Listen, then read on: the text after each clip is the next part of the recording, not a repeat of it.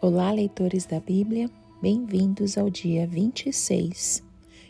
Eu sou a Tati Camargo, do Mulheres com Fé, e juntos estamos lendo a Bíblia por completo com apenas 15 minutos por dia. Se você ainda não segue Mulheres com Fé @oficial no Instagram, faça isso hoje mesmo. E não se esqueça de se inscrever no nosso canal do YouTube. Que Deus te abençoe e fale muito com você nesse dia. Hoje nós vamos ler os capítulos 41 e 42, mas antes vamos fazer a nossa oração. Senhor Deus, muito obrigado por mais um dia de vida na Tua presença. Nos dê sabedoria, conhecimento e compreensão da Tua palavra. Permita que todo conhecimento que nós ganhemos nos ajude a amar ainda mais você e as outras pessoas. Ajude-nos a ver algo novo sobre você, como nunca vimos antes. Corrija qualquer mentira que eu tenha acreditado, qualquer coisa que eu tenha entendido mal. Me perdoe e faça um novo caminho para a minha vida. Direcione os meus passos de acordo com a Tua palavra, de acordo com o Teu querer. Remova qualquer tipo de distração enquanto eu estiver lendo a Tua palavra, que a minha atenção seja pura e exclusiva para Ti. Em nome de Jesus. Amém. Gênesis 41. José interpreta os sonhos do faraó. Ao final de 2 anos, o faraó teve um sonho. Ele estava em pé junto ao rio Nilo, quando saíram do rio 7 vacas, belas e gordas, que começaram a pastar entre os juncos. Depois saíram do rio mais 7 vacas, feias e magras, que foram para junto das outras à beira do Nilo. Então as vacas feias e magras comeram as 7 vacas belas e gordas. Nisso o faraó acordou. Tornou a adormecer e teve um outro sonho. 7 espigas de trigo graúdas e boas cresciam no mesmo pé. Depois brotaram outras 7 espigas, mirradas e ressequidas pelo vento leste. As espigas mirradas engoliram as 7 espigas graúdas e cheias. Então o faraó acordou. Era um sonho. Pela manhã, perturbado, mandou chamar todos os magos e sábios do Egito, e ele contou os sonhos, mas ninguém foi capaz de interpretá-los. Então o chefe dos copeiros disse ao faraó: "Hoje me lembro de minhas faltas." Certa vez o faraó ficou irado com seus 2 servos e mandou prender-me junto com o chefe dos padeiros, na casa do capitão da guarda. Certa noite, cada um de nós teve um sonho, e cada sonho tinha uma interpretação. Pois bem, havia lá conosco um jovem hebreu, servo do capitão da guarda. Contamos a ele os nossos sonhos, e ele os interpretou, dando a cada um de nós a interpretação do seu próprio sonho. E tudo aconteceu conforme ele nos dissera. Eu fui restaurado à minha posição e o outro foi enforcado. O faraó mandou chamar José, que foi trazido depressa do calabouço. Depois de se barbear e trocar de roupa, apresentou-se ao faraó. O faraó disse a José: "Tive um sonho que ninguém consegue interpretar, mas ouvi falar que você, ao ouvir um sonho, é capaz de interpretá-lo."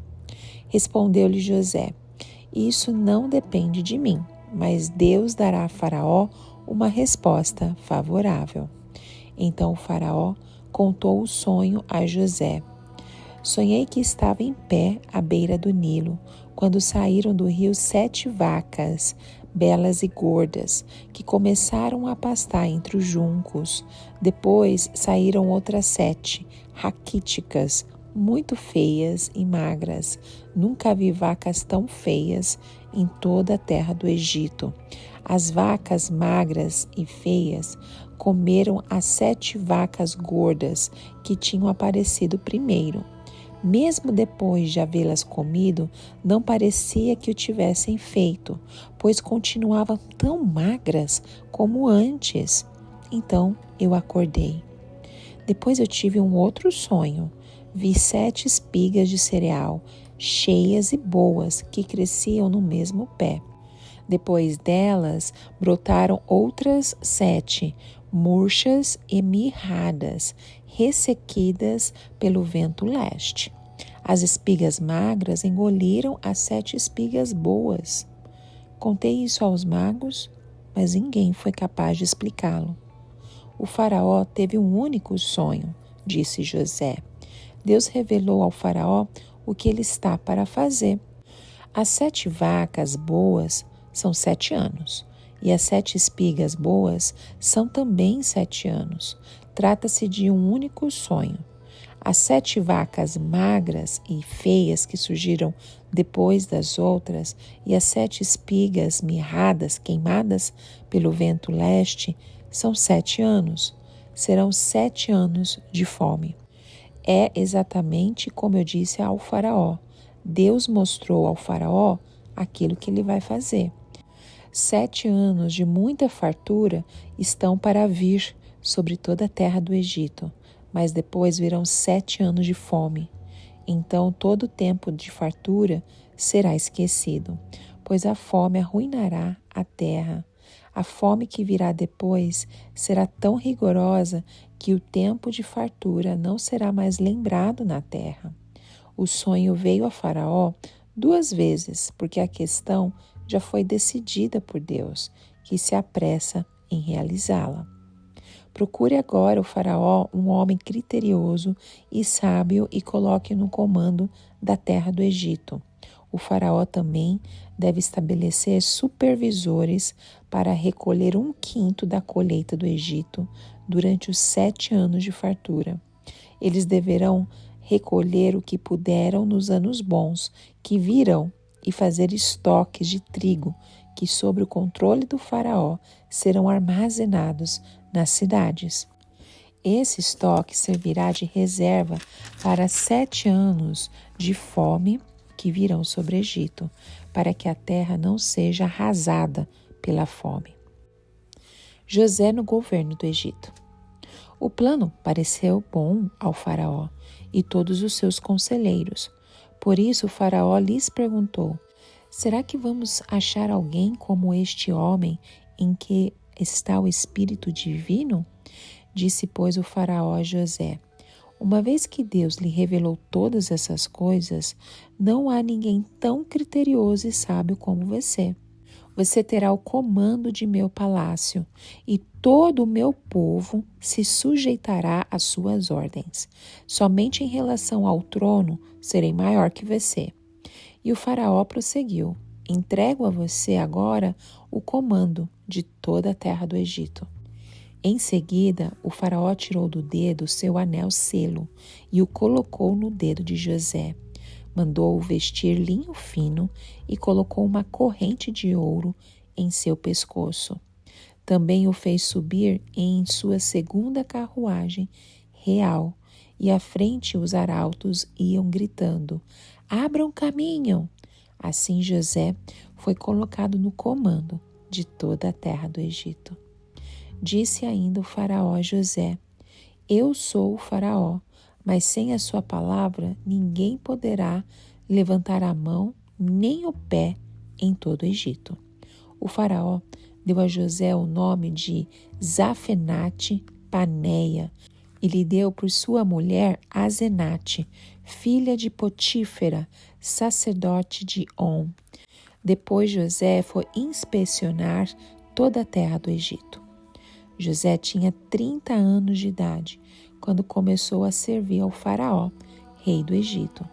Ele se ausentou da presença do faraó e foi percorrer todo o Egito. Durante os 7 anos de fartura, a terra teve grande produção. José recolheu todo o excedente dos 7 anos de fartura no Egito e o armazenou nas cidades. Em cada cidade, ele armazenava o trigo colhido nas lavouras das redondezas.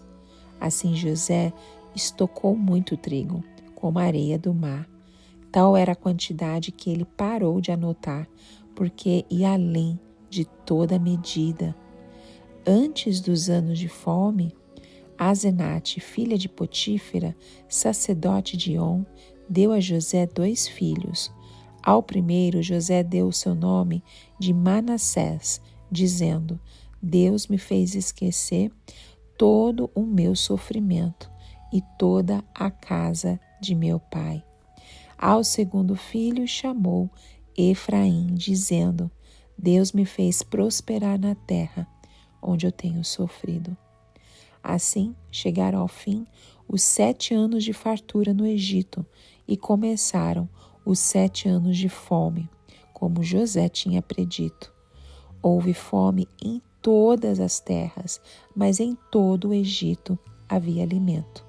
Quando todo o Egito começou a sofrer com a fome, o povo clamou ao faraó por comida, e este respondeu a todos os egípcios: Dirijam-se a José e façam o que ele disser. Quando a fome já se havia espalhado por toda a terra, José mandou abrir os locais de armazenamento e começou a vender trigo aos egípcios, pois a fome se agravava em todo o Egito. E de toda a terra vinha gente ao Egito para comprar trigo de José, porquanto a fome se agravava em toda parte. Gênesis capítulo 42. Os irmãos de José no Egito. Quando Jacó soube que no Egito havia trigo, disse aos seus filhos: Por que estão aí olhando uns para os outros? Disse ainda: Ouvi dizer que há trigo no Egito. Desçam até lá e comprem algum trigo para nós, para que possamos continuar vivos e não morramos de fome.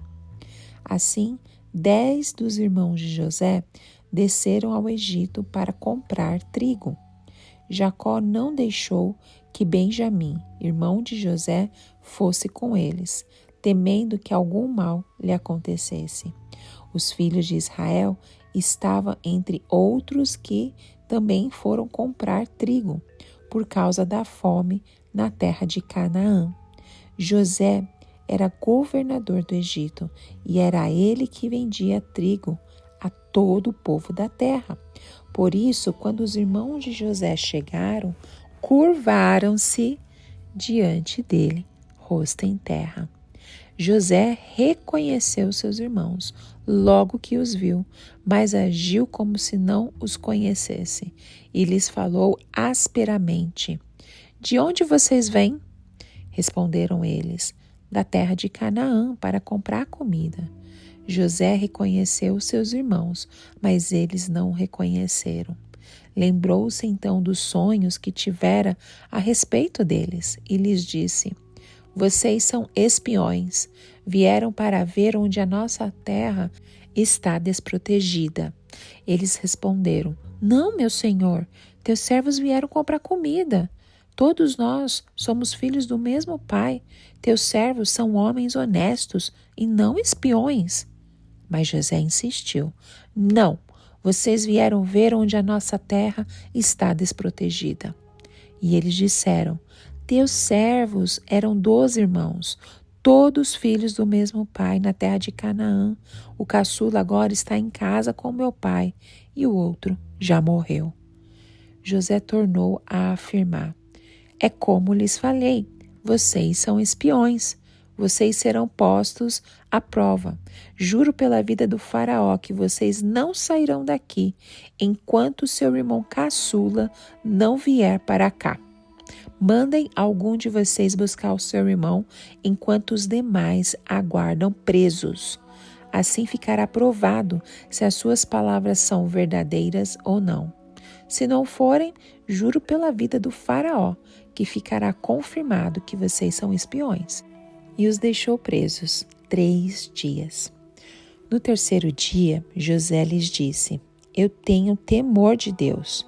Se querem salvar sua vida, façam o seguinte: se vocês são homens honestos, deixem um dos seus irmãos aqui na prisão, enquanto os demais voltam, levando trigo para matar a fome das suas famílias.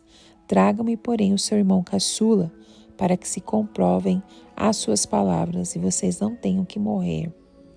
Eles se prontificaram a fazer isso e disseram uns aos outros: certamente estamos sendo punidos pelo que fizemos ao nosso irmão. Vimos como ele estava angustiado quando nos implorava por sua vida, mas não lhes demos ouvidos, por isso nos sobreveio esta angústia. Rúben respondeu: eu não lhes disse que não maltratassem o menino, mas vocês não quiseram me ouvir. Agora teremos que prestar contas do seu sangue.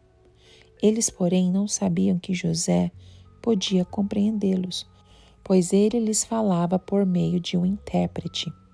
Nisso José retirou-se e começou a chorar, mas logo depois voltou e conversou de novo com eles. Então escolheu Simeão e mandou acorrentá-lo diante deles. A volta para Canaã. Em seguida, José deu ordem para que enchessem de trigo suas bagagens, devolvessem a prata de cada um deles, colocando-as nas bagagens, e lhe dessem mantimento para a viagem. E assim foi feito. Eles puseram a carga de trigo sobre os seus jumentos e partiram. No lugar onde pararam para pernoitar, um deles abriu a bagagem para pegar forragem para o seu jumento e viu a prata na boca da bagagem. E disse aos seus irmãos: devolveram a minha prata, está aqui na minha bagagem. Tomados de pavor em seu coração e tremendo, disseram uns aos outros: que é isso que Deus fez conosco? Ao chegarem à casa de seu pai Jacó, na terra de Canaã, relataram-lhe tudo o que lhes acontecera, dizendo: o homem que governa aquele país falou asperamente conosco e nos tratou como espiões. Mas nós lhe asseguramos que somos homens honestos e não espiões. Dissemos também que éramos 12 irmãos, filhos do mesmo pai, e que um já havia morrido e que o caçula estava com o nosso pai em Canaã. Então o homem que governa aquele país nos disse: vejamos se vocês são honestos. Um dos seus irmãos ficará aqui comigo e os outros poderão voltar e levar mantimentos para matar a fome das suas famílias. Tragam-me, porém, o seu irmão mais novo, o caçula, para que eu comprove que vocês não são espiões, mas sim homens honestos. Então lhes devolverei o irmão e os autorizarei a fazer negócios nesta terra. Ao esvaziarem as bagagens, dentro da bagagem de cada um estava uma bolsa cheia de prata. Quando eles e seu pai viram as bolsas cheias de prata, ficaram com medo. E disse-lhe seu pai Jacó: vocês estão tirando meus filhos de mim. Já fiquei sem José, agora sem Simeão, e ainda querem levar Benjamim. Tudo está contra mim. Então Rúben disse ao pai: pode matar meus 2 filhos se eu não trouxer de volta. Deixa-os aos meus cuidados e eu o trarei. Mas o pai respondeu: meu filho não descerá com vocês. Seu irmão está morto e ele é o único que resta. Se qualquer mal lhe acontecer na viagem que estão por fazer, vocês farão os meus cabelos brancos descerem à sepultura com tristeza. Amém. E aqui termina esses 2 incríveis capítulos que nos mostra a fidelidade do nosso Deus. Que o Espírito Santo continue falando ao seu coração e te abençoe em várias formas. Te encontro no próximo áudio. Tchau, tchau.